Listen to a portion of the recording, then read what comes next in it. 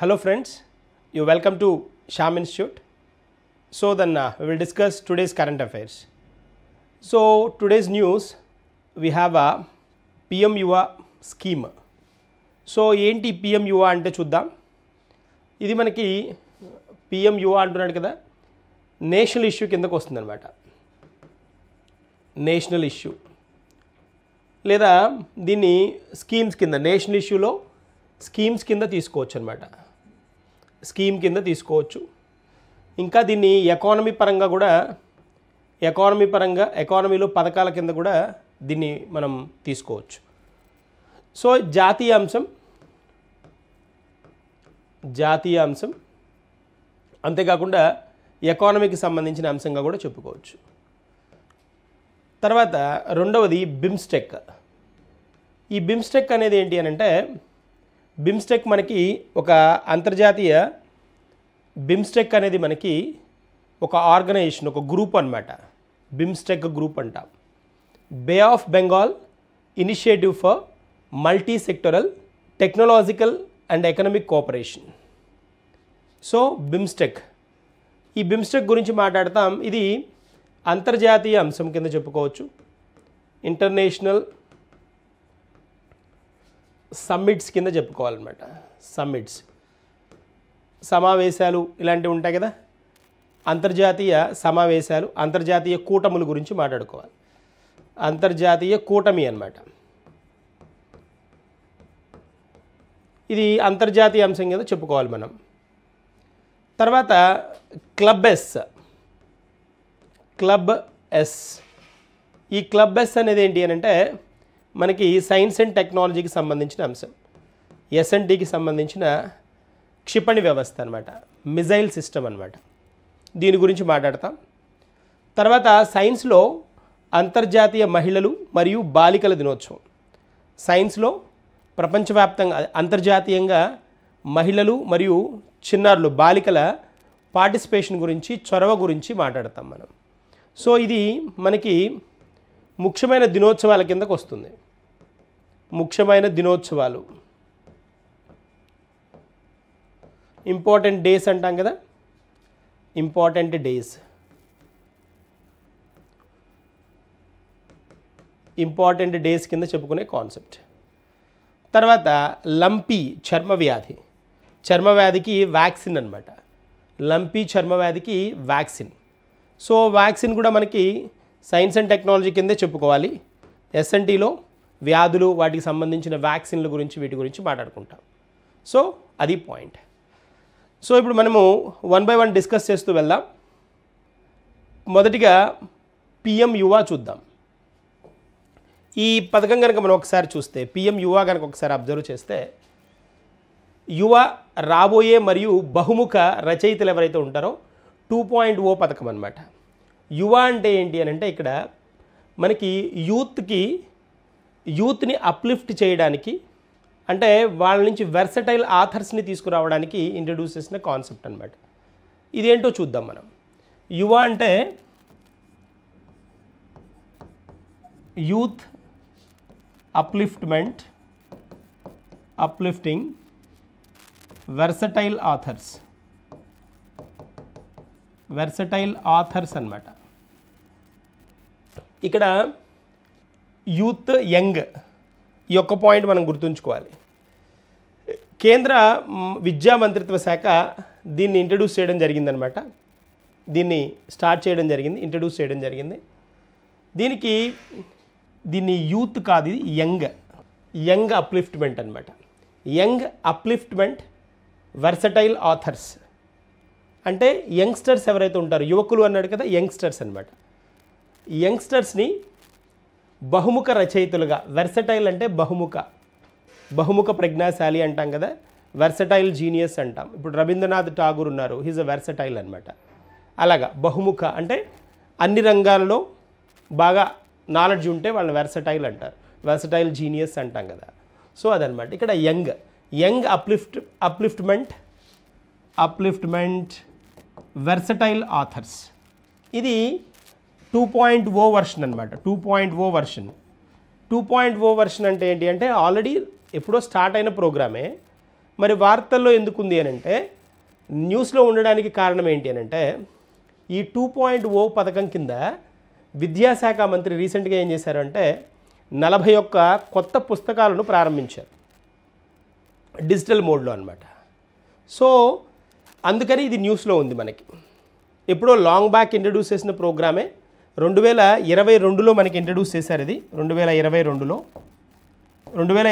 Introduce చేశారు. 2023లో మనకి భారతదేశం ఎట 75 ఇయర్స్ ప్రాజెక్ట్ ఆజాదీ కా అమృత్ మహోత్సవ్ అనే కాన్సెప్ట్ చెప్పుకున్నాం మనం. ఆజాదీ కా అమృత్ మహోత్సవ్ అంటే 75 సంవత్సరాల భారతదేశ స్వాతంత్ర్యం, భారతదేశానికి స్వాతంత్రం వచ్చి 75 సంవత్సరాలు నిండినందుకు మనం ఆజాదీ కా అమృత్ మహోత్సవ్ని ఒక వేడుకగా జరుపుకున్నాం. దానికి ముందు ఇంట్రడ్యూస్ చేసిన ప్రోగ్రామే ఇదన్నమాట, యువ 2.0. అంటే యువతలో పుస్తకాలను చదివే, పుస్తకాలను అభ్యాసం చేసే ఒక అలవాటును ప్రారంభించి దాన్ని కంటిన్యూ చేసే విధంగా, పుస్తకాల మీద మక్కువ ఇంట్రెస్ట్ పెరిగే విధంగా వాళ్ళని ప్రోత్సహించడానికి ప్రవేశపెట్టిన పథకం. ఇప్పుడు ఇక్కడ మరి అమృత్ మహోత్సవ్లో భాగంగా విద్యా మంత్రిత్వ శాఖ 2022లో ప్రారంభించింది అనమాట. 2022లో ప్రారంభించింది. దేనికి అనుగుణంగా? ఆజాదీ కా అమృత్ మహోత్సవ్ ప్రోగ్రామ్కి అనుగుణంగా. That's a point. అయితే ఇక్కడ మనం ఇంకా తెలుసుకోవాల్సిన అంశాలు ఏమైనా ఉన్నాయంటే ఉన్నాయి. దీనిలో ఏంటో చూడండి. ఇక్కడ ఏమేం కండిషన్స్ ఉంటాయంటే, ఈ యువత 30 సంవత్సరాలు దాటిన వాళ్ళై ఉండాలి. 30 సంవత్సరాలు దాటిన వాళ్ళై ఉండాలి. తర్వాత వర్ధమాన రచయితలకు శిక్షణ ఇవ్వడానికి ఒక రచయిత మార్గదర్శక కార్యక్రమం, రచయిత మార్గదర్శక కార్యక్రమం అంటున్నాడు. రచయిత మార్గదర్శక కార్యక్రమం. ఇప్పుడు పిఎం యువ అనేది ఏ రకమైన కార్యక్రమం అన్నాడు అనుకోండి, రచయిత మార్గదర్శక కార్యక్రమం. అంటే ఫ్యూచర్లో ఈ పుస్తకాలు చదివే అలవాటు కనుక బాగా అలవాటైతే వీళ్ళు రచయితలుగా మారి మంచి మంచి సమాచారాన్ని ప్రజలకి అందించడానికి స్కోప్ ఉంటుంది అనేది వీళ్ళ భావన. అందుకని రచయితలకు మార్గదర్శకం చేయడానికి ఇంట్రడ్యూస్ చేసిన ప్రోగ్రామ్ ఇది, కార్యక్రమం ఇది. సో దీని లక్ష్యం చూడండి, దేశంలో చదవడం, రాయడం మరియు పుస్తక పఠనం లాంటివి, అంటే పుస్తక సంస్కృతిని ప్రోత్సహించడం, దానితో పాటు మరియు ప్రపంచవ్యాప్తంగా భారతదేశం మరియు భారతీయ రచనలను ప్రొజెక్ట్ చేయడం. అంటే మాకు ఇంత సంస్కృతి ఉంది, ఇంత మంచి సంస్కృతి ఉంది, ఇన్ని వేల సంవత్సరాల నాటి సంస్కృతిని మేము కాపాడుకోవాలి కాబట్టి పుస్తక రూపంలో ప్రజలకు దగ్గర అయ్యే విధంగా ఈ కార్యక్రమాన్ని చేపట్టారనమాట. సో దీని ప్రాముఖ్యత ఏంటి? భారతీయ వారసత్వం అంటే హెరిటేజ్ అన్నమాట, సంస్కృతిని, కల్చర్ అని, తర్వాత మరియు జ్ఞాన వ్యవస్థని అంటే విజ్డమ్ ఏదైతే ఉందో వీటిని ప్రోత్సహించడానికి ఇలాంటి అంశాలపై వ్రాయగల రచయిత ప్రవాహాన్ని అభివృద్ధి చేయడం. అంటే మన సంస్కృతి గురించి, మన సాంప్రదాయాల గురించి, తర్వాత మన జ్ఞాన వ్యవస్థ గురించి ప్రపంచానికి తెలిసే విధంగా రాసే రచయితలను ప్రోత్సహించి వాళ్ళకు మార్గదర్శకాలను ఇచ్చి వాళ్ళని ఉన్నతమైన రచయితలుగా తీర్చిదిద్దడమే ఈ పథకం యొక్క మెయిన్ ఆబ్జెక్టివ్ అనమాట, ఉద్దేశం అనమాట. That's a point. సో ఇక్కడ దీంతో పాటు ఇంకొన్ని చూద్దాం మనం. ఇది కాన్సెప్ట్ అర్థమైంది కదా, దేనికి రిలేటెడ్ అనేది అర్థమైంది కదా. ఇప్పుడు మనం దీని రిలేటెడ్గా ఒక క్వశ్చన్ చూద్దాం. ఇదిగోండి, ఇలా అబ్రివేషన్ మోడల్ క్వశ్చన్స్ అనమాట. ఇవి అబ్రివేషన్ రిలేటెడ్గా క్వశ్చన్స్. ఇవి మనకి డిఎస్సిలో అడుగుతున్నాడు ఈ మోడల్. అంతేకాకుండా ఎస్ఐ కానిస్టేబుల్లో అడుగుతాడు, ఎస్ఐ అండ్ కానిస్టేబుల్లో. ఎస్ఎస్సి జీడీలో కూడా మీరు ఒకసారి పాత పేపర్లు చూస్తే ఎస్ఎస్సి జీడీలో కూడా ఈ టైప్ ఆఫ్ క్వశ్చన్స్ కనిపిస్తాయి, క్లియర్గా కనిపిస్తాయి. అంటే అబ్రివేషన్ అడుగుతాడు. యువ అనేది దేనికి రిలేటెడ్ అని అడుగుతున్నాడు. పిఎం యువ అనేది పూర్తి రూపం ఏంటి అంటున్నాడు. Prime ministers youth upliftment and vision for writers. Prime minister young upcoming and versatile writers. Prime minister assistance to young under privileged writers. Prime minister assistance to youth and unemployed writers. Youth wrong అనుకుంటున్నాం, unemployed writers అనే మాట ఎక్కడ వాడలేదు. తర్వాత under privileged అంటున్నాడు. Under privileged అంటే గుర్తింపు లేని వాళ్ళు, వాళ్ళని అనమాట. అది కూడా కాదు. Prime ministers youth upliftment, youth young ఈ రెండింటి దగ్గర కన్ఫ్యూజన్ వస్తుంది. యూత్ కాదు, యంగ్ అప్లిఫ్ట్మెంట్ అండ్ వెర్సటైల్ అనుకున్నాం, not vision. The versatile writers, versatile అనుకున్నాం కదా, బహుముఖ ప్రజ్ఞాశాలుడు అంటారు. వెర్సటైల్ రైటర్స్ని తీర్చిదిద్దడమే ఈ పథకం యొక్క ముఖ్య ఉద్దేశం. పిఎం యువ 2.0 ఎప్పుడు స్టార్ట్ చేశారు? 2022లో స్టార్ట్ చేశారు. దాన్ని 2023 ఆజాదీ కా అమృత్ మహోత్సవ్ సందర్భంగా 75 సంవత్సరాలు నిండిన ఆబ్జెక్టివ్ తోటి, ఉద్దేశంతో దాన్ని ప్రవేశపెట్టి ఎవరెవరైతే రచయితలు ఉన్నారో వాళ్ళకి మార్గదర్శకంగా ఉండే విధంగా ఈ కార్యక్రమాన్ని అభివృద్ధి పరిచారనమాట. That's a point. తర్వాత నెక్స్ట్ వన్కి వెళ్దాం. నెక్స్ట్ వన్, ప్రధానమంత్రి అనుసూచిత జాతి అభ్యుదయ యోజన. చాలా చాలా ఇంపార్టెంట్ స్కీమ్ ఇది. కన్ఫామ్గా అడగడానికి స్కోప్ ఉన్న స్కీమ్స్లో ఇదొకటి అనమాట. ఇలా నేను ఇంపార్టెంట్ అనుకున్న వాటిని హైలైట్ చేస్తాను. అంటే బాగా ఇంపార్టెంట్, మనం డిస్కస్ చేస్తుందే చాలా ముఖ్యమైన అంశాలను తీసుకొని డిస్కస్ చేస్తున్నాం. అంటే ఎగ్జామ్ పాయింట్ ఆఫ్ వ్యూలో ఎంత మటుకు ఉపయోగపడతాయి అనే ఒక ప్రక్రియ పెట్టుకొని దాన్ని బేస్ చేసుకొని మనం పాయింట్స్ తీసుకుంటున్నాం. కాబట్టి నేను వీటిలో ఇలాంటివి అడిగిన సందర్భాలు తెలుసుకొని ఖచ్చితంగా ఇది అడుగుతాడు అని చెప్తాను, హైలైట్ చేస్తాను. అన్నప్పుడు ఏంటి, దాని మీద మీరు ఇంకొంచెం ఎక్కువ ఫోకస్ చేయండి.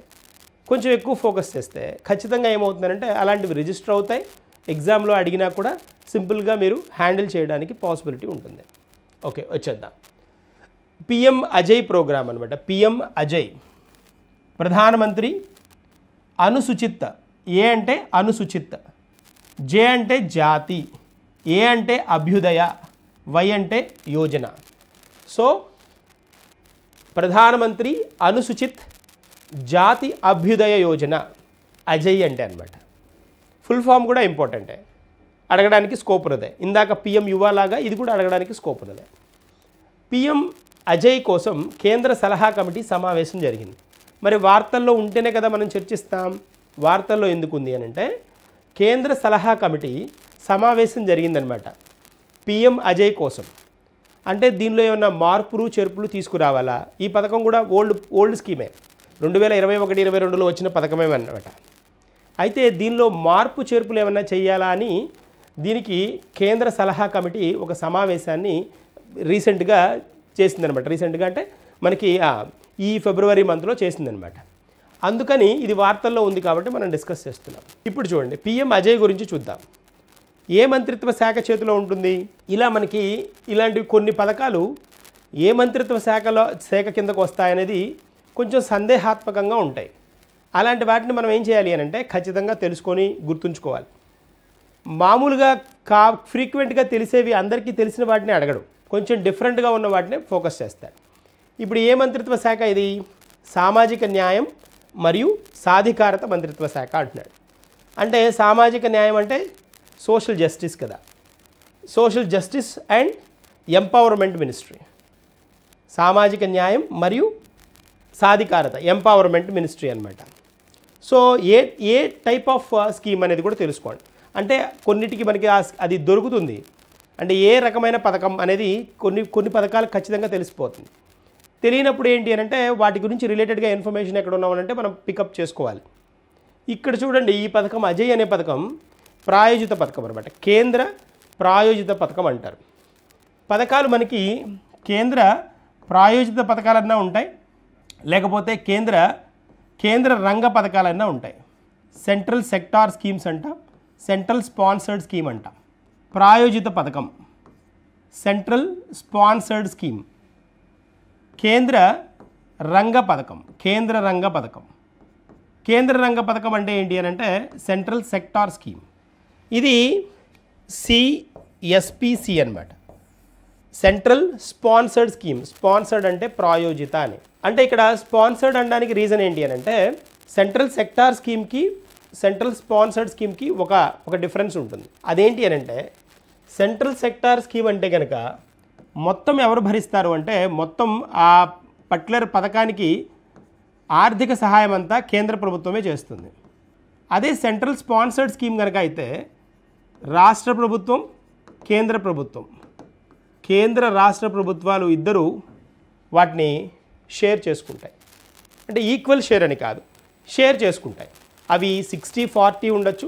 60% కేంద్ర ప్రభుత్వం, 40% రాష్ట్ర ప్రభుత్వం ఉండొచ్చు. లేకపోతే 70% కేంద్ర ప్రభుత్వం, 30% రాష్ట్ర ప్రభుత్వం ఉండొచ్చు. 90% కేంద్ర ప్రభుత్వం ఉండి 10% రాష్ట్ర ప్రభుత్వం ఉండొచ్చు. జనరల్గా ఈ 90% కేంద్ర ప్రభుత్వం 10% రాష్ట్ర ప్రభుత్వం అనే అంశం మనకి హిమాలయన్ స్టేట్స్కి ఉంటుంది. హిమాలయ రాష్ట్రాలు ఉంటాయి కదా, వాటికి మాత్రమే ఎక్కువ శాతం అలా ప్రొవిజన్ ఉంటుంది. బట్ ఎనీవేస్ ఈ పాయింట్ అర్థమైతే సరిపోతుంది. సెంట్రల్ సెక్టార్ స్కీమ్స్ అంటే కేంద్ర ప్రభుత్వమే మొత్తం ఆర్థికంగా కావలసిన అవసరాలన్నీ తీరుస్తుంది. సెంట్రల్ స్పాన్సర్డ్ స్కీమ్ అంటే ఏంటి అని అంటే కేంద్ర రాష్ట్ర ప్రభుత్వాలు ఉమ్మడిగా కేంద్ర రాష్ట్ర ప్రభుత్వాలు వాటాను కలిగి ఉంటాయన్నమాట. ఎంత వాటా? 60%, 40% ఇలాంటి వాటా కలిగి ఉంటాయన్నమాట. ప్రారంభ సంవత్సరం ఎప్పుడు ఇది స్కీమ్ స్టార్ట్ అయింది 2021-22. మరి ఇప్పుడు మనం ఎందుకు డిస్కస్ చేస్తున్నాం? రీసెంట్గా కేంద్ర సలహా కమిటీ సమావేశం జరిగింది కాబట్టి డిస్కస్ చేస్తున్నాం. That's a point. సో 2021-22 ఏ మంత్రిత్వ శాఖ? సామాజిక న్యాయం మరియు సాధికారత మంత్రిత్వ శాఖ, social justice and empowerment ministry, ministry of social justice and empowerment అంట. తర్వాత ఇంకొక పాయింట్ చూద్దాం. దీనిలో ఒక్కసారి మనం అబ్జర్వ్ చేస్తే దీని లక్ష్యాలు ఏంటి అంటే టార్గెట్స్ ఏంటి, ఈ పథకం యొక్క టార్గెట్ ఏంటో చూద్దాం. అదనపు ఉపాధి అవకాశాలను సృష్టించడం ద్వారా ఉపాధి అవకాశాలు అంటే ఎంప్లాయ్మెంట్ అన్నమాట. ఈ ఎంప్లాయ్మెంట్ అవకాశాలను సృష్టించడం ద్వారా ఎస్సీ వర్గాల పేదరికాన్ని తగ్గించడం, షెడ్యూల్డ్ క్యాస్ట్లో ఉన్న ఎవరెవరైతే షెడ్యూల్డ్ క్యాస్ట్ కిందకు వస్తారో అలాంటి వర్గాల వారి ఉపాధి అవకాశాలను, వారికి కావలసిన ఉపాధి అవకాశాలను సృష్టించడం ద్వారా వాళ్ళకి జీవనోపాధి, వాళ్ళ పేదరికాన్ని తగ్గించి వాళ్ళ జీవనోపాధికి కావలసిన అవకాశాలను ఇవ్వడం అన్నమాట. ది పాయింట్, దాని లక్ష్యం అది. ఒకటే పాయింట్ గుర్తుంచుకోవాలి ఇక్కడ మనం, ఎస్సీ వర్గాల పేదరికాన్ని తగ్గించడం, వాళ్ళకి ఉపాధి అవకాశాలను సృష్టించడం, ఇది లక్ష్యం, టార్గెట్ అన్నమాట. ఏ ప్రోగ్రామ్ది? పిఎం అజయ్.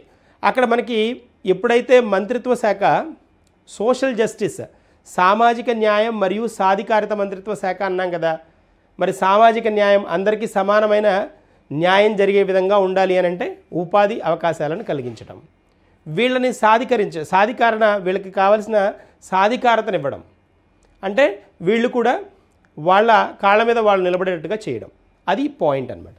సో ఇక్కడ ఎస్సీ ఆధిపత్య గ్రామాలలో సామాజిక ఆర్థిక అభివృద్ధి సూచికలను మెరుగుపరచడం, సామాజిక ఆర్థిక social and economic development indexes ఉంటాయి కదా, ఇండెక్సెస్ అంటాం. అంటే సామాజికంగా ఆర్థికంగా వీళ్ళని పరిపూర్ణం చేయడం, వీళ్ళని స్ట్రెంథన్ చేయడం. తర్వాత అక్షరాస్యతను పెంచడం, చాలా ఇంపార్టెంట్ ఇది. అక్షరాస్యతను పెంచడం మరియు పాఠశాలలు మరియు ఉన్నత విద్యా సంస్థల్లో ఎస్సీ వర్గాల నమోదును ప్రోత్సహించడం. అంటే డ్రాప్అవుట్స్ ఎక్కువగా ఉన్న సందర్భాలు ఉంటాయి కదా, అంటే రకరకాల కారణాల వల్ల.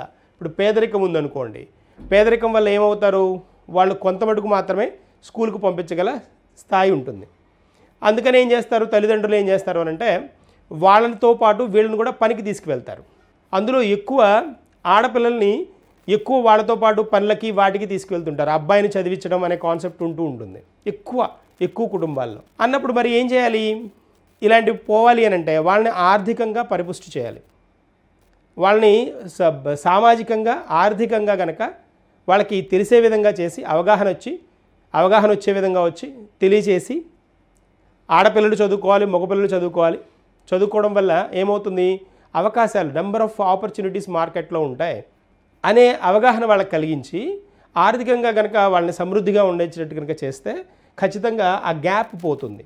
సో అది పాయింట్ అనమాట. అంటే వీళ్ళ సామాజిక ఆర్థిక అభివృద్ధి సూచికలను మెరుగుపరచడం, అంటే ఆ ఇండెక్సెస్లో ఫిమేల్కి ఉన్న గ్యాప్ తగ్గించడం, జెండర్ గ్యాప్ అంటారు, వీటిని తగ్గించడం, అందరికీ అవకాశాలు కలిగే విధంగా చేయడం, ఇలాంటివన్నీ అన్నమాట.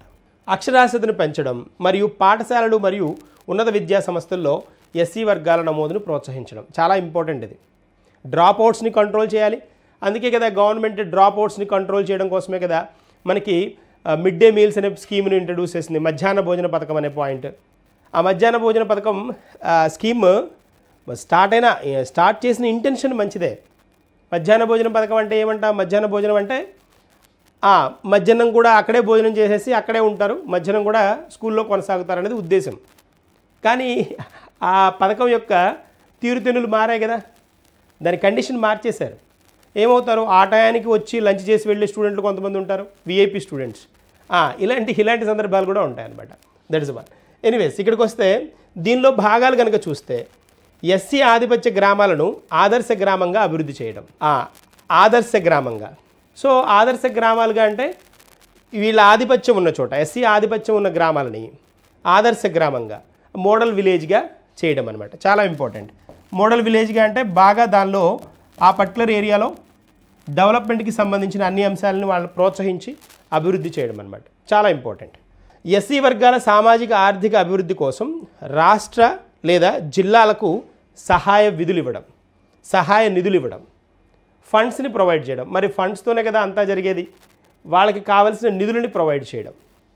ఎస్సీ విద్యార్థుల కోసం విద్యా హాస్టళ్ల నిర్మాణం, తర్వాత నిర్మాణమే కాదు మరమ్మత్తు కూడా చేయించడం. ఆల్రెడీ పాడైనవి ఉంటాయి కదా, వాటిని రెనోవేట్ చేయించాలి, మరమ్మతులు చేయించాలి. ఇవి అనమాట. వీటి కోసం ఈ పథకాన్ని ఇంట్రడ్యూస్ చేశారు, అజయ్ అనే పథకాన్ని. పిఎం అజయ్ అనే పథకం. వీటిని గుర్తుంచుకోండి. సో ఇక్కడ ఈ పాయింట్స్లో మనం ఇలా హైలైట్ అయిన పాయింట్స్ని చూడండి ఒకసారి. ఇవి ఏంటి అని అంటే ఇవి స్టేట్మెంట్ బేస్డ్గా ఇస్తాడు. సింపుల్గా క్వశ్చన్ అడిగేయచ్చు, దీని మీద డైరెక్ట్ జనరల్ క్వశ్చన్ అడగచ్చు, దీన్నే కాంప్లికేట్ చేయొచ్చు. నా ఉద్దేశం ఏంటి అని అంటే ఏ ఎగ్జామ్ మీరు రాసినా క్వశ్చన్ మిస్ అవ్వకూడదు అనేది పాయింట్. అంటే అది మీరు డిఎస్సి వాళ్ళు అవనివ్వండి, ఎస్ఐ కానిస్టేబుల్ అవనివ్వండి, ఎస్ఎస్సి జీడీ అవనివ్వండి, గ్రూప్ 1 గ్రూప్ 2 ఏవైనా క్వశ్చన్ మిస్ అవ్వకూడదు. ఖచ్చితంగా ఇలాంటి క్వశ్చన్స్ని అడిగి తీరుతాడు. స్టేట్మెంట్ బేస్డ్గా ఇచ్చినా కూడా మీరు హ్యాండిల్ చేయగల కెపాసిటీ ఉంటుంది, ఖచ్చితంగా వస్తుంది. ఇలా కనుక మీరు ఫోకస్డ్గా చదివితే కొంత డ్రిల్ ఫస్ట్లో కొంచెం ఇబ్బందిగా ఉంటుంది, థియరీగా ఉంది కదా, ఇవి డైజెస్ట్ అవ్వడానికి టైం పడుతుంది. కానీ మనకి ఇలా అలవాటు అయింది అని అంటే ది బెస్ట్ క్వశ్చన్ ఎలా ఇచ్చినా కూడా మీరు హ్యాండిల్ చేసే ఛాన్స్ దొరుకుతుంది. అది ఉద్దేశం. ఓకే, సో ఇప్పుడు మనం ఇంకొక పాయింట్కి వెళ్దాం. పిఎం అజయ్ పథకాన్ని క్వశ్చన్ చూద్దామా? ఒక క్వశ్చన్ చూద్దాం దీని మీద. పిఎం అజయ్ పథకాన్ని అమలు చేసే మంత్రిత్వ శాఖ ఏది? ఇప్పుడు కాన్సెప్ట్ విన్నాం కాబట్టి మనకు కొంత అవగాహన వచ్చింది, ఏంటి అనేది తెలిసిపోతుంది. ఉపాధి అనే పాయింట్ ఒకటి చూసాం, సామాజిక ఆర్థిక అభివృద్ధి అన్నాం కదా, అనేవి మన మైండ్లో ఉన్నాయి కాబట్టి మనం గెస్ చేయడానికి కూడా పాసిబిలిటీ ఉంటుంది. గ్రామీణ అభివృద్ధి మంత్రిత్వ శాఖ అన్నాడు, rural development, ministry of rural development. సామాజిక న్యాయం మరియు సాధికారత మంత్రిత్వ శాఖ, social justice and empowerment, ministry of social justice and empowerment. గిరిజన వ్యవహారాల మంత్రిత్వ శాఖ, గిరిజన వ్యవహారాలు అంటున్నాడు, ట్రైబల్ అఫైర్స్ మినిస్ట్రీ అంటున్నాడు. విద్యా మంత్రిత్వ శాఖ, మినిస్ట్రీ ఆఫ్ ఎడ్యుకేషన్ అన్నాడు. మనకి ఆన్సర్ ఇది కదా.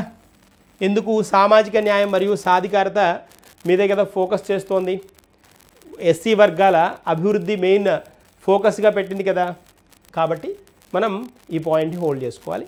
సో ఆన్సర్ ఏమవుతుంది అంటే or answer is b is the correct answer. Next మనకి వెళ్దాం. నెక్స్ట్ ఒక పాయింట్ చూద్దాం. బహుళ రంగాల సాంకేతిక మరియు ఆర్థిక సహకారానికి బే ఆఫ్ బెంగాల్ ఇనిషియేటివ్.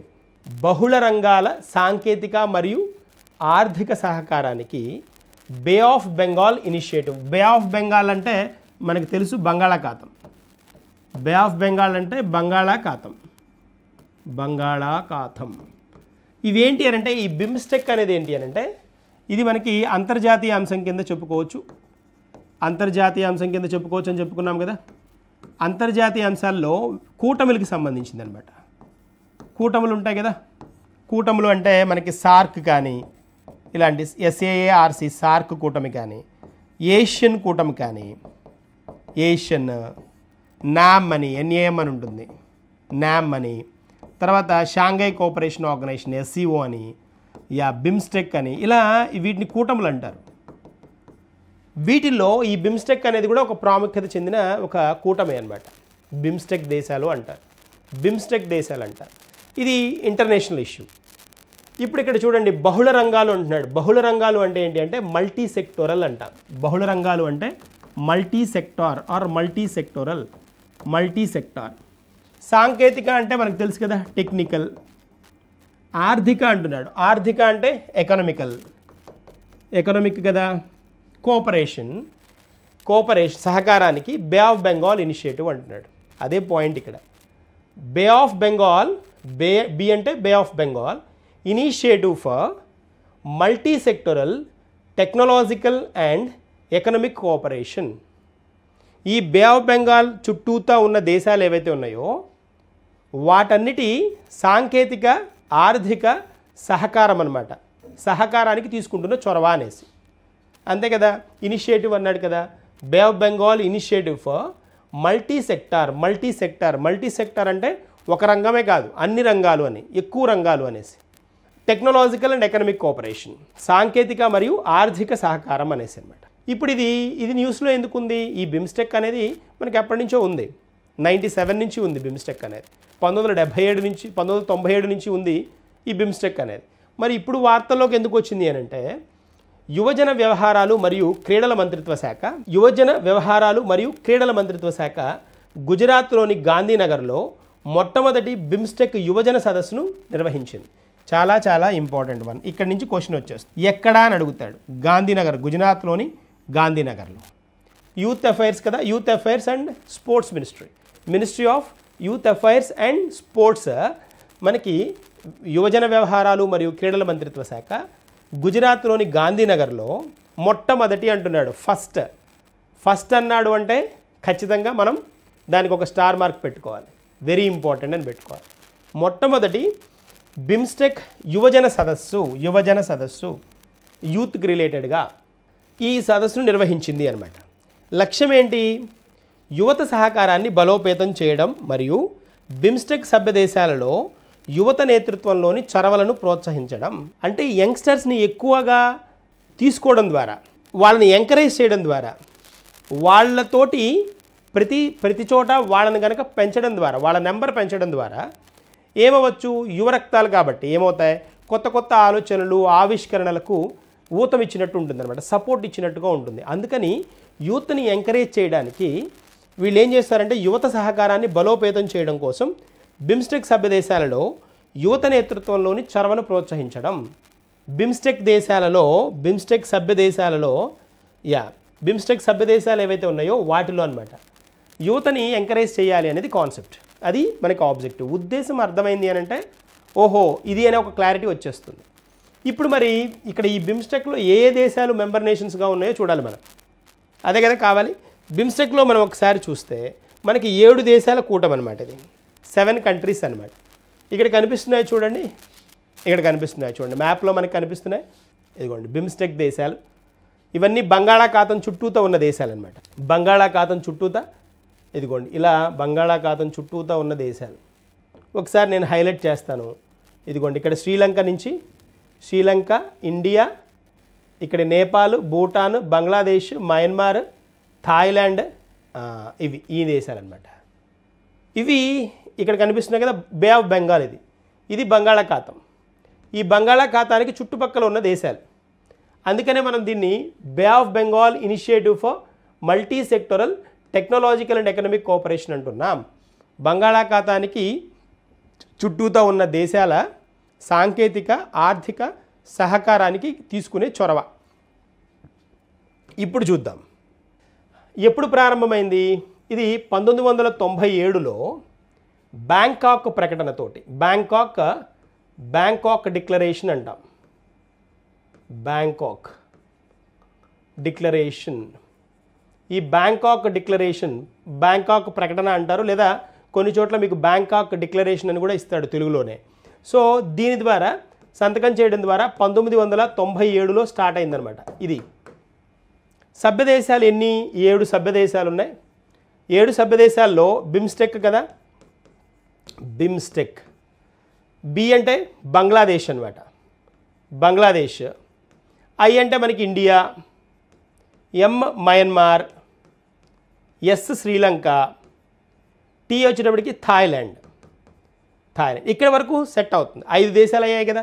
ఇక్కడవన్నీ చూడండి, బంగ్లాదేశ్ ఉంది, ఇండియా ఓకే, మయన్మార్, తర్వాత శ్రీలంకతో పాటు థాయిలాండ్ కూడా ఉంది. థాయిలాండ్ ఉంది. మరి ఇంకో 2 దేశాలు ఉండాలి కదా. బిమ్స్టెక్లో ఈసీ కూడా ఉంది కదా. బిమ్స్టెక్ అంటే అబ్రివేషన్ ఇది కాదు. అబ్రివేషన్ బంగ్లాదేశ్ ఇండియా కాదు.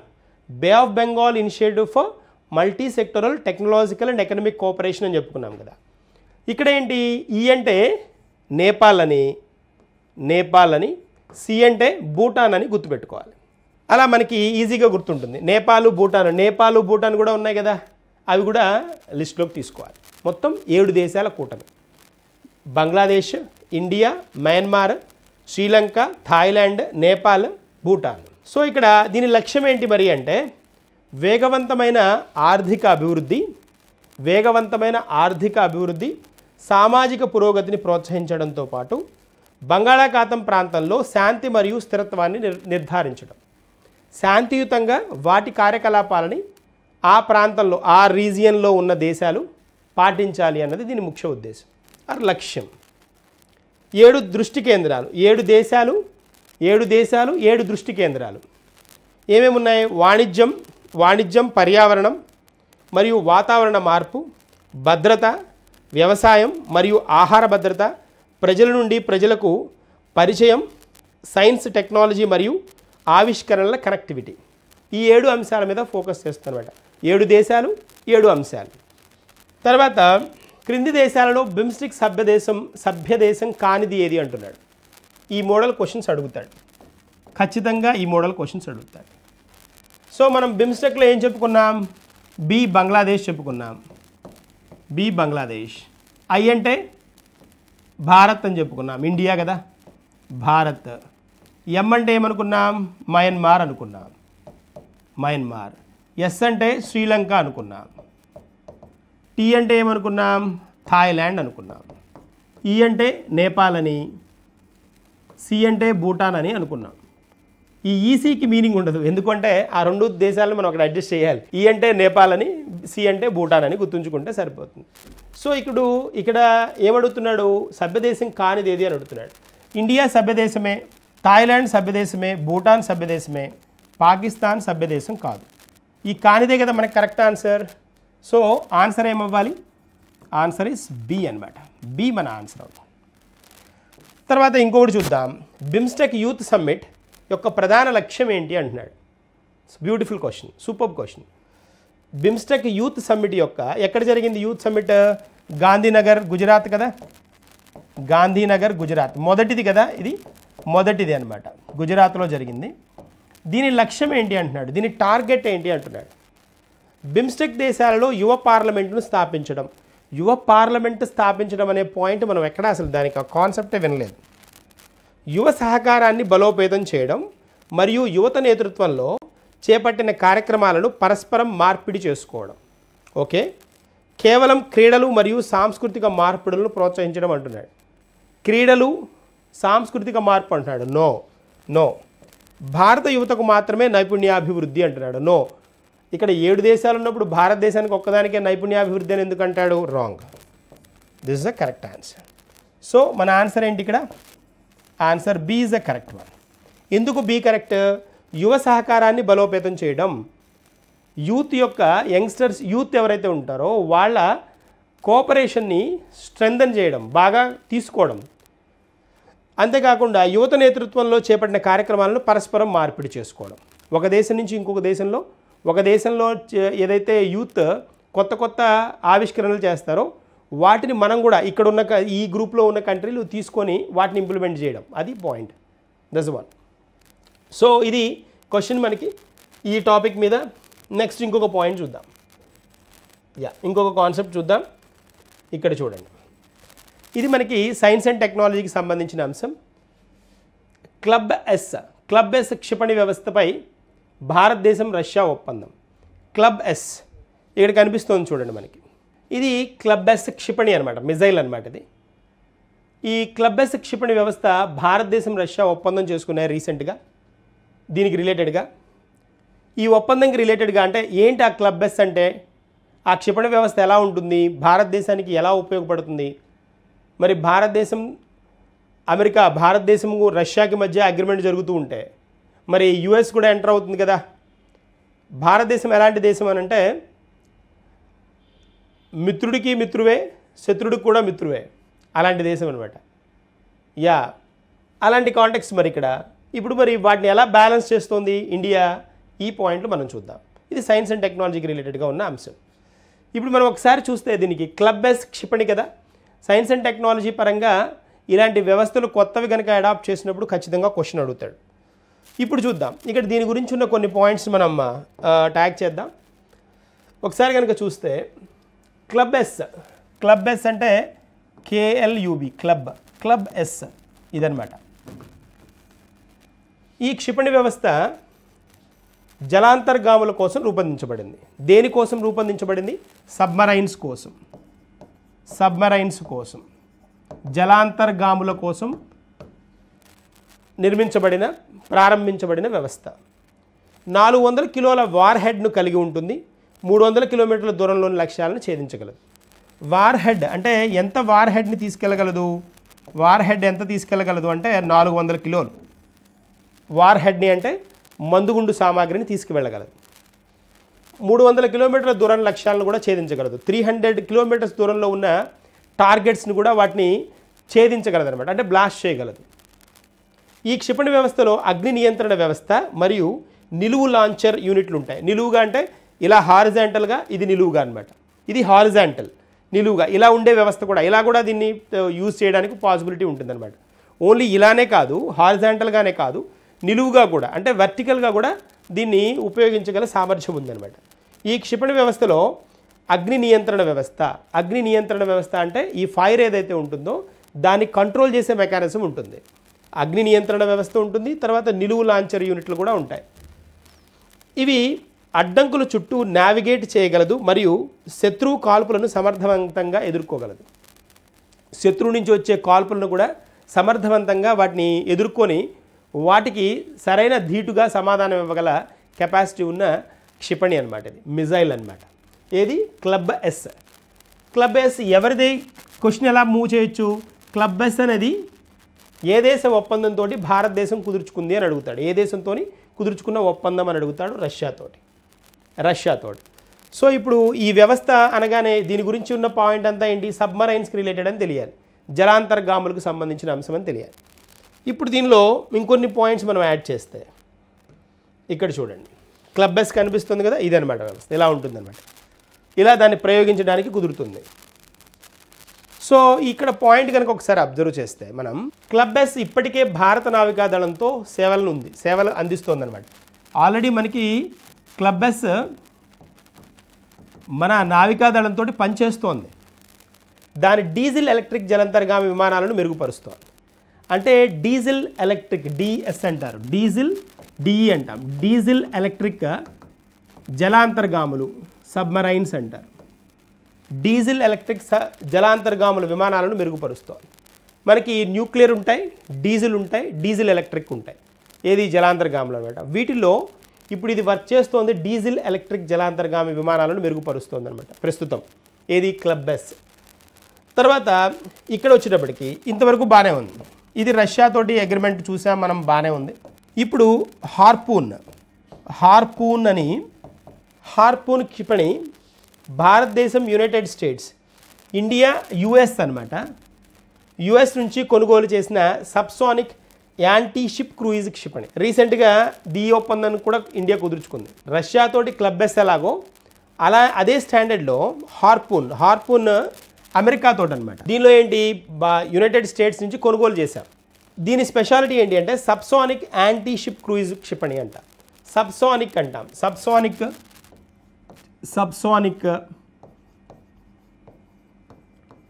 సూపర్సానిక్ అని ఉంటాయి. సబ్సానిక్, సూపర్సానిక్, హైపర్సానిక్ అంటాం. సానిక్ అంటే ఏంటి అంటే, సానిక్స్ అనే వర్డ్ వినుంటారు మీరు. సానిక్ అంటే స్పీడ్ ఆఫ్ సౌండ్ అనమాట. సైన్స్ తోటి సానిక్ అంటే ఏంటి అంటే ధ్వనికి సంబంధించిన పరిజ్ఞానం ఆర్ శాస్త్రం అనమాట. సైన్స్ ఏదైతే ధ్వనికి సంబంధించి ఉన్నదో దాన్ని సానిక్స్ అంటారు. ఇక్కడ సబ్సానిక్ అంటే ఏంటి అంటే ధ్వని వేగం కంటే తక్కువగా వెళ్తే మిజైల్ కనుక, క్షిపణి కనుక వాటిని సబ్సానిక్ అంటారు. సూపర్సానిక్ అంటే ఏంటి అని అంటే ధ్వని వేగానికి ధ్వనివేగానికి సమానంగా వెళ్ళగలిగితే దాన్ని సూపర్సోనిక్ అంటారు. ధ్వనివేగానికి 6 నుంచి 10 రెట్లు కనుక వేగంగా వెళ్ళగలిగితే దాన్ని హైపర్సోనిక్స్ అంటారు. బట్ మనకి హైపర్సోనిక్స్ కెపాసిటీ లేదు. సూపర్సోనిక్, సబ్సోనిక్ ఉన్నాయి ఇండియాలో, మిజైల్స్ అన్నమాట.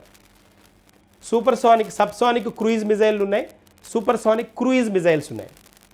ఇప్పుడు ఇది మనకి ఏమంటున్నాడు, క్రూయిజ్ కాదు, ఇదేమంటున్నాడు సబ్సోనిక్ యాంటీ షిప్ క్రూయిజ్ క్షిపణి అంటున్నాడు. యాంటీ షిప్ క్రూయిజ్ క్షిపణి అంటున్నాడు. ఇక్కడ ఈ సబ్సోనిక్ అంటే ఏంటంటే ధ్వనివేగం కంటే తక్కువ వేగంతో వెళ్ళేది అనే మీనింగ్ అనమాట. సో యాంటీ షిప్ క్రూయిజ్ క్షిపణి హార్పూన్ని హోల్డ్ చేశారు. ఈ సబ్సోనిక్ మనకి ఇండియాలో మనం తయారు చేసిన సబ్సోనిక్ క్రూయిజ్ మిజైల్ మనకు ఒకటి ఉంది. సబ్సోనిక్ క్రూయిజ్ మిజైల్ ఇండియాలో మనకి ఫేమస్ వన్ ఏంటి అని అంటే ఇండియాలో నిర్భయ్ అని ఉంటుంది. నిర్భయ్ ఇండియాలో ఫేమస్ సబ్సోనిక్ క్రూయిజ్ మిజైల్. మన శాస్త్ర పరిజ్ఞానంతో మనమే తయారు చేసుకున్నది అనమాట. సూపర్సానిక్ వచ్చేటప్పటికి మనం క్రూయిజ్ మిజైల్ వచ్చేటప్పటికి, సూపర్సానిక్ క్రూయిజ్ వచ్చేటప్పటికి రష్యా సాంకేతిక పరిజ్ఞానంతో మనం తయారు చేసుకున్న అదే బ్రహ్మాస్ అనమాట. బ్రహ్మాస్, BRAHMOS, బ్రహ్మాస్ అంట. బ్రహ్మపుత్ర అండ్ మాస్కోవా 2 నదుల పేర్లు అనమాట. అది బ్రహ్మపుత్ర నది భారతదేశ నది, మాస్కోవా అనే నది రష్యాది అనమాట. ఈ 2 నదుల పేర్లు కలిపి దానికి బ్రహ్మాస్ అని పేరు పెట్టారు. సో ఇదనమాట BrahMos supersonic cruise missile. Subsonic cruise missile Nirbhay అనమాట మన దగ్గర ఉన్నవి. కానీ ఇదేంటిది, హార్పూన్ అనేది ఏంటి అంటే భారతదేశం అమెరికా నుంచి తీసుకున్న సబ్సానిక్ యాంటీ షిప్ క్రూయిజ్ మిజైల్ అనమాట. క్రూయిజ్ క్షిపణి అనమాట. అది గుర్తుంచుకుంటే సరిపోతుంది. హార్పూన్ అనేది యుఎస్ది, క్లబ్ ఎస్ అనేది రష్యాది. ఆ పాయింట్స్ గుర్తుంచుకోవాల్సింది. దీనికి రిలేటెడ్గా మనం ఏం చేద్దామంటే 2 క్వశ్చన్స్ చూద్దాం. చూసినప్పుడు ఏమవుతుంది, ఆ పర్టికులర్ కాన్సెప్ట్ స్ట్రాంగ్గా గుర్తుండిపోతుంది. క్లబ్ ఎస్ క్షిపణి వ్యవస్థ ప్రధాన ఉద్దేశం ఏమిటి అంటున్నాడు. దీని టార్గెట్ అంటే దీని ఆబ్జెక్టివ్ ఏంటి అని అడుగుతుంది. ఉపరితల గగన రక్షణ అంటున్నాడు. ఉపరితల గగన రక్షణ, యుద్ధ నౌకలు మరియు భూగోళ లక్ష్యాలను ధ్వంసం చేయడం. యుద్ధ నౌకలు మరియు భూగోళ లక్ష్యాలను ధ్వంసం చేయడం. బ్యాలిస్టిక్ క్షిపణి దాడులు అంటున్నాడు. అసలు బ్యాలిస్టిక్ అనే వర్డ్ మనం మాట్లాడుకోలేదు. బ్యాలిస్టిక్ కాదు, మనం క్రూయిజ్ అని మాట్లాడాం. హార్పూన్లో క్రూయిజ్ అనే వర్డ్ మాట్లాడుకున్నాం. సమీప యుద్ధ దాడులు అన్నాడు. నో, సమీప యుద్ధ దాడులు అంటే దగ్గరగా అనేసి. మరి 300 కిలోమీటర్లు కదా, దూరం కదా, డిస్టెన్స్ 300 కిలోమీటర్స్ అనుకున్నాం కదా. 400 కిలోల పేలోడ్ వార్ హెడ్ని తీసుకెళ్ళగలదు. 300 కిలోమీటర్లలో ఉన్న లక్ష్యాలను కూడా ఛేదించగలదని చెప్పుకున్నాం కదా. సో మరి ఉపరితల గగన రక్షణ కూడా కాదు. ఇది మరి మనం మాట్లాడుకుంది ఏంటి, ఉపరితలం అంటున్నాడు. మనం మాట్లాడింది జలాంతర్గాముల నుంచి అని అనుకున్నాం కదా, జలాంతర్గాముల నుండి అనుకున్నాం కదా. కాబట్టి యుద్ధ నౌకలు మరియు భూగోళ లక్ష్యాలను ధ్వంసం చేయడం. Answer b is correct. Answer b correct. Club s క్షిపణి యొక్క ప్రధాన ఉద్దేశం ఏమిటి, ఇది మనం డిస్కస్ చేసాము. ఈ పాయింట్ని డిస్కస్ చేసాం. యుద్ధ నౌకలు మరియు భూగోళ లక్ష్యాలను ధ్వంసం చేయడం దీని యొక్క ప్రధాన ఉద్దేశం. క్లబ్ ఎస్ క్షిపణుల ఒప్పందం ఇటీవల ఎందుకు ప్రాముఖ్యత పొందింది అంటున్నాడు. ఈ క్షిపణుల ఒప్పందం ఎవరితో కుదిరింది, రష్యాతో కుదిరింది కదా. ఈ రష్యాతో కుదిరిన ఒప్పందం ఎందుకు ప్రాముఖ్యత, what is the importance of this అంటే, ఇది భారతదేశం మొదట రష్యా క్షిపణి ఒప్పందం. భారతదేశం మొదటి రష్యా క్షిపణి ఒప్పందం అన్నాడు. మొట్టమొదటి క్షిపణి ఒప్పందం అన్నాడు. లేదు, దీనికి ముందు చాలా క్షిపణుల ఒప్పందాలు ఇండియాకి రష్యాకి ఉన్నాయి. కాబట్టి ఇది రాంగ్ కదా. ఇది రష్యా ఉక్రెయిన్ యుద్ధం తర్వాత కుదుర్చుకున్న అరుదైన రక్షణ ఒప్పందాల్లో ఒకటి. రష్యా ఉక్రెయిన్ యుద్ధం తర్వాత కుదుర్చుకున్న ఒప్పందాల్లో అరుదైనది. ఇది కొంత మటుకు కరెక్ట్ అన్నాయి. ఇంకా దీనికంటే బెటర్ ఉందేమో చూద్దాం. ఇది భారత నావికాదళంలో బ్రహ్మోస్ క్షిపణిని భర్తీ చేస్తుంది. బ్రహ్మోస్ని రీప్లేస్ చేస్తుంది అంటున్నాడు, భర్తీ చేస్తుంది అంటున్నాడు. బ్రహ్మోస్ ఇందాక మనం చెప్పుకున్నాం కదా, సూపర్సానిక్ క్రూయిజ్ మిజైల్ అని. Nirbhay subsonic cruise missile.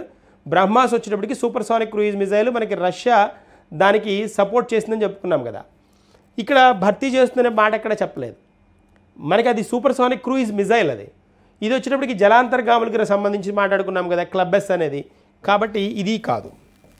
ఇది అమెరికాతో కలిసి ఉత్పత్తి చేయబడిన ఒప్పందం కాదు కదా, రష్యాతోటి కలిసి కదా. కాబట్టి సూటబుల్ వన్ ఏది అంటే ఇది అనమాట. రష్యా ఉక్రెయిన్ యుద్ధం తర్వాత భారత్కి రష్యాకి మధ్య జరిగిన అణు ఒప్పందాలలో ఒక కీలకమైన ఒప్పందం అన్నమాట ఇది. తర్వాత నెక్స్ట్ మనకి వెళ్దాం. ఇక్కడ చూడండి, బీహార్లో బీరేన్ సింగ్ నిష్క్రమణ, మణిపూర్లో బీరేన్ సింగ్ నిష్క్రమణ అంటున్నాం. ఈ మణిపూర్ మనకి న్యూస్లో ఉంది. దాదాపుగా 20 నెలల పైనుంచి మనకి వార్తల్లో కనిపిస్తున్న భారతదేశంలో బాగా ఉడికిపోతున్న రాష్ట్రం ఏది అంటే మణిపూర్ అన్నమాట. చాలా ఉడికిపోతున్న రాష్ట్రం. ఏంటి అక్కడ పరిస్థితి ఏంటి అని అంటే, అక్కడ ముఖ్యమంత్రి రాజీనామా చేయడం జరిగిందనమాట. ఆ మంత్రిమండలితోటి రాజీనామా చేయడం జరిగింది. ఏంటి అక్కడ ఎందుకు అలాంటి పరిస్థితి వచ్చింది, అక్కడ హింసాకాండకి కారణాలు ఏంటి, ఇవన్నీ మనం వింటూనే వస్తున్నాం. మరి బస్సులు తగలబెట్టడాలు, ప్రజా రవాణాకి సంబంధించిన అంశాల మీద వాళ్ళు గొడవ చేయడాలు, ఇలా డిఫరెంట్ కాన్సెప్ట్స్ జరుగుతూ ఉన్నాయి. అక్కడ న్యూస్లో ఉంది కాబట్టి మనం ఒకసారి దీని గురించి అబ్జర్వ్ చేద్దాం. మణిపూర్లో బీరేన్ సింగ్ నిష్క్రమణ, ఇతను సీఎం పదవి నుంచి బయటకు వచ్చేసారనమాట. ఇక్కడ ప్రస్తుత పరిస్థితుల కండిషన్ ఏంటి అని అంటే, ఇక్కడ మెయితీ ఒకటి, కుకీ ఒకటి, ఈ రెండు గ్రూపుల మధ్య ఎప్పటి నుంచో పచ్చిగడ్డి కూడా వేస్తే భగ్గుమంటోందనమాట. అంటే అంత గొడవ జరుగుతోంది.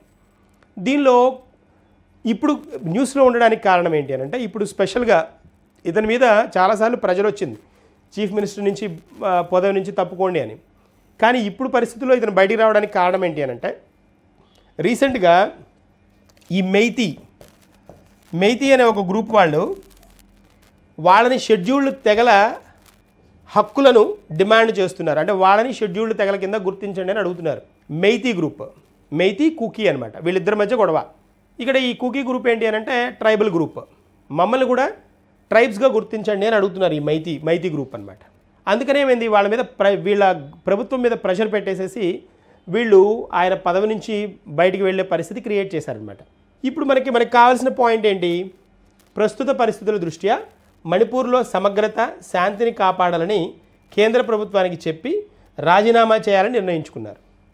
అంటే అక్కడ నా పరిధి దాటిపోతున్నాయి పరిస్థితులు, కాబట్టి అక్కడ సమగ్రత, శాంతిని కాపాడాలని కేంద్ర ప్రభుత్వానికి చెప్పి ఇతను రాజీనామా చేయాలని నిశ్చయించుకున్నారనమాట. అది పాయింట్. ఇప్పుడు ఇక్కడ చూస్తే, ఇప్పుడు మరి అతను రాజీనామా చేసి వెళ్ళగానే ఇప్పుడు ఇంకా ఉన్న అంశాల్లో ఏంటి, రాష్ట్రపతి పాలన ఒకటి ఉంటుంది మనం జనరల్గా వినేది. సో ప్రెసిడెంట్ రూల్ అంటాం కదా. ఇప్పుడు గవర్నర్ ఎవరు అంటే, ఇక్కడ ప్రెసెంట్ ఉన్న గవర్నర్, మణిపూర్ గవర్నర్ అనమాట, అజయ్ కుమార్ భల్లా.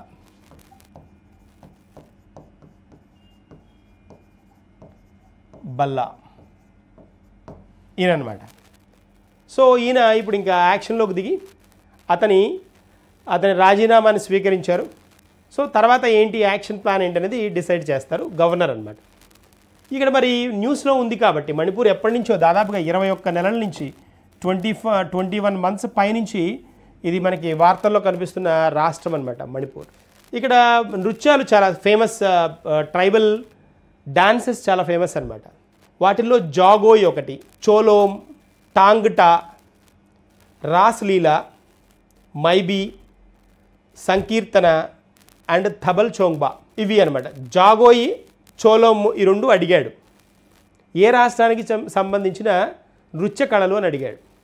జాగోయి, చోలోమ్, టాంగ్టా, రాస్లీలా, మైబీ, సంకీర్తన మరియు ధబల్ చోంగ్బా. ఇక్కడ ప్రధాన తెగలు వచ్చేటప్పటికి ఇది కూడా ఒకసారి అడిగిన క్వశ్చన్, అంటే క్వశ్చన్ ఫ్రేమ్ చేయడానికి ఇది ఒక పాసిబిలిటీ. నాగాలు మరియు కుకీజో అంటాం, కుకీజో ఈ రెండు కుకీజోలు, నాగాస్, వీళ్ళిద్దరూ ప్రధాన తెగలు అనమాట, ట్రైబల్ గ్రూప్స్ అనమాట ఇవి. బట్ గొడవ వీళ్ళిద్దరికి మధ్య కాదు, నాగాలు మరియు కుకీలకి మధ్య కాదు. ఈ కుకీజో అనే వాళ్ళకి మైతీ అనే గ్రూప్కి మధ్య అనమాట. వీళ్ళిద్దరికి మధ్య గొడవ అనమాట. ఎప్పటి నుంచి జరుగుతోంది ఈ గొడవ అంటే మనకి మే 3, 2023 నుంచి జరుగుతోంది.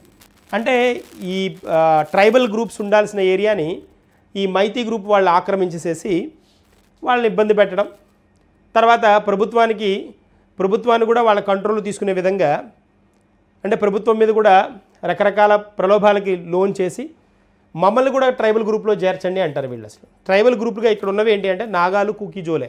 మేజర్ అనమాట. సో క్వశ్చన్ అలా అడుగుతాడు. ఇప్పుడు నాగాలు అనేది కొత్తగా కనిపిస్తే ఏమవుతుందంటే వీళ్ళు అసలు ఉన్నారా అనిపిస్తుంది అనమాట క్వశ్చన్లో. కాబట్టి వాళ్ళు కూడా అక్కడ గ్రూప్, వాళ్ళు కూడా ప్రధాన తెగ అనమాట. అది దట్స్ అ పాయింట్.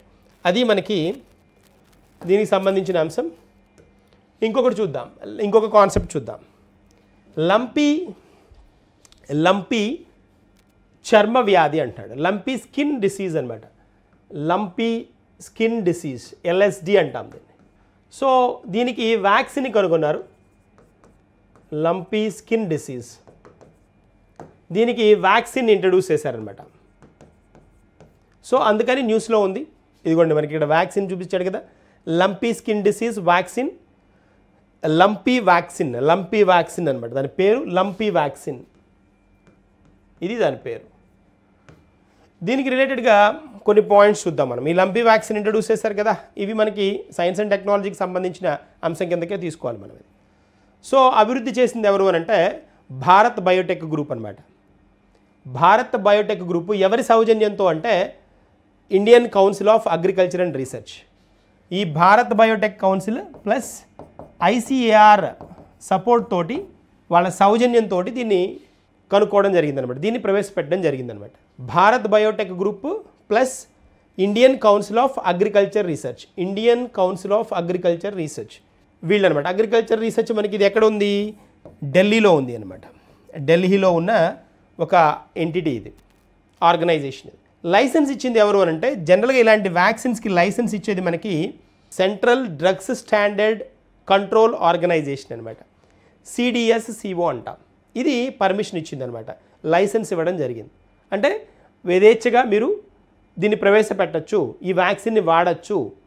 ఇది మరి ఎవరికి వచ్చేది, ఎందుకు వస్తుంది ఈ చర్మ వ్యాధి అంటే గేదెల్లో, జంతువుల్లో జనరల్గా అంటే గేదెలకు వచ్చే ఒక వ్యాధి అనమాట. దీని ద్వారా దాదాపుగా 2 లక్షల పైగా ఈ జీవాలు చనిపోవడం వల్ల వాటిని కాపాడుకునే ఉద్దేశంతో ఈ వ్యాక్సిన్ని ఇంట్రడ్యూస్ చేశారనమాట. అందుకని ఇది న్యూస్లో ఉంది మనకి.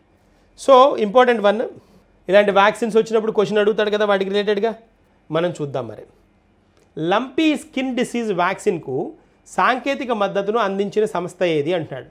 సాంకేతిక మద్దతు అందించిన సంస్థ ఏది? ఇంపార్టెంట్ క్వశ్చన్, ఇంపార్టెంట్ వే ఇది అడిగే పద్ధతి ఇది. ఎవరు మనకి భారత్ బయోటెక్ ఇంట్రడ్యూస్ చేసింది, దానికి సహాయం అందించింది ఎవరు? ICAR అన్నాడు, Indian council of agriculture research. ఇది మనకి ఢిల్లీలో ఉంది అని చెప్పుకున్నాం కదా, ఇది ఢిల్లీ ఆర్గనైజేషన్. మన ఆన్సర్ ఇదే, మనం చెప్పుకున్నాం కాబట్టి. ప్రపంచ ఆరోగ్య సంస్థ, వరల్డ్ హెల్త్ ఆర్గనైజేషన్ అన్నాడు, వరల్డ్ హెల్త్ ఆర్గనైజేషన్. ఇక్కడ వచ్చేటప్పటికి ప్రపంచ ఆరోగ్య సంస్థ, వరల్డ్ హెల్త్ ఆర్గనైజేషన్ అన్నాడు. Next food and agriculture organisation, FAO అన్నాడు, food and agriculture organisation.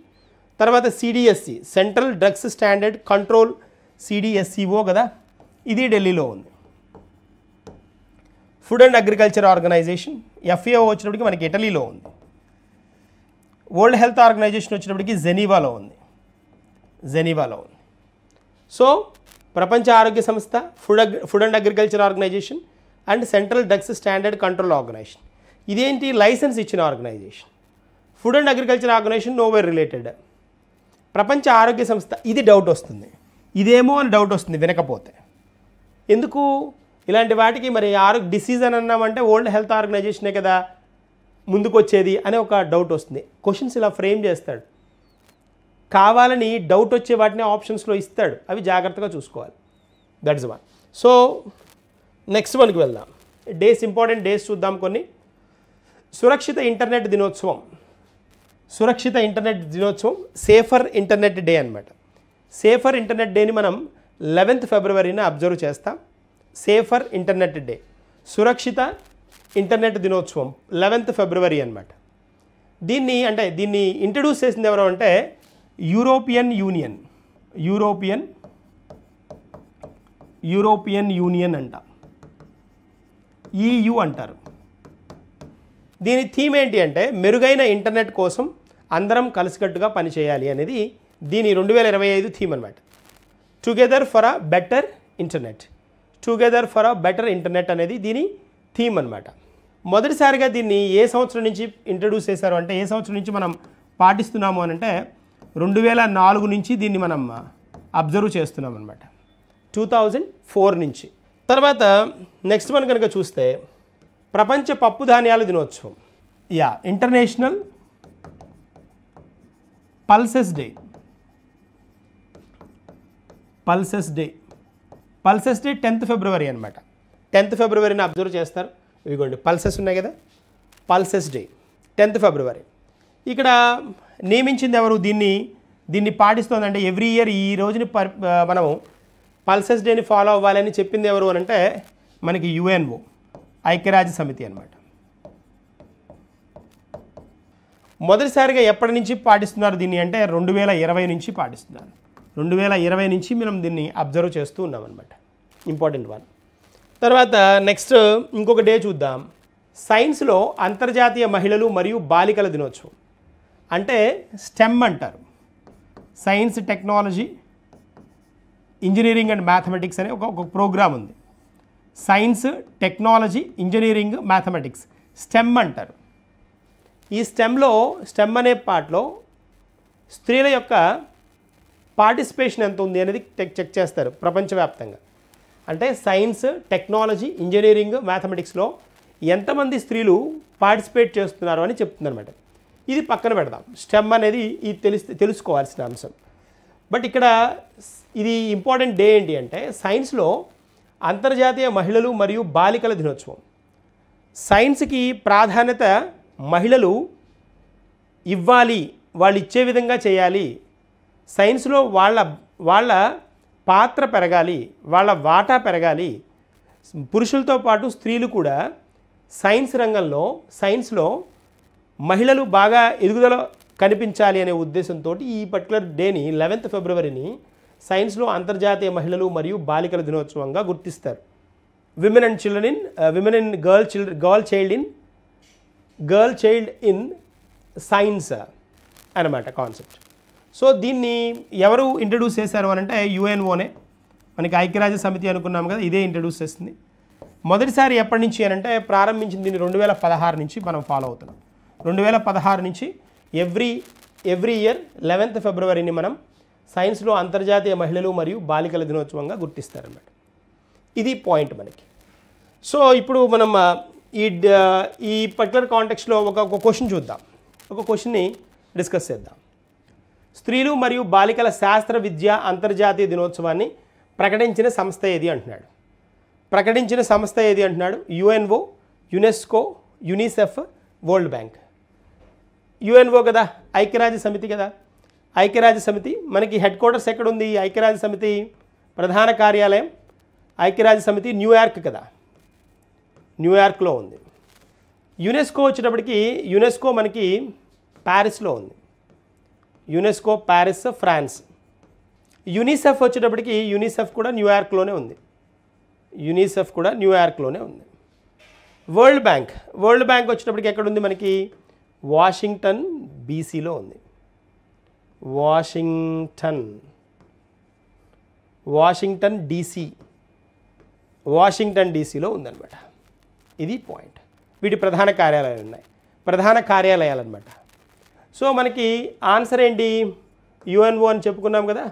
So answer A is correct అనమాట. That is a point. దీంతో మనకి ఇవాళ కరెంట్ అఫైర్స్ కంప్లీట్ అయ్యాయి. రేపటి సెషన్లో ఇంకొన్ని కరెంట్ అఫైర్స్తో కలుద్దాం. Thank you and all the best.